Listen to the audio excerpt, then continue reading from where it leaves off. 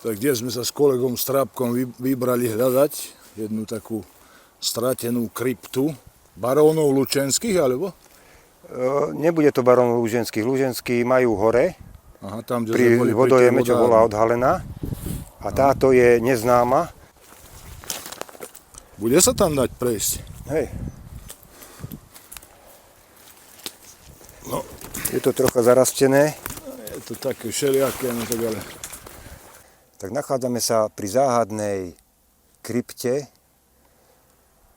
v Ožďanoch, pri kaštieli, ktorá pravdepodobne patrila prvým nájomcom obyvateľov Ožďanského kaštieľa, majiteľov, buď Orlovskí, alebo Bakšiovci. To vyzerá, že bola asi vykradnutá, alebo... Bola vykradnutá po druhej svetovej vojne, Hej. vykradnutá, znehodnotená.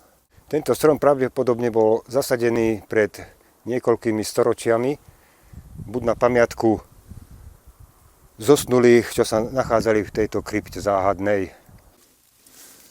Ale pekná robota na tú dobu, tí majstri, čo to dokázali. Hej, vyzerá to také ako aj ten oblúk, taký čadičový, alebo také niečo.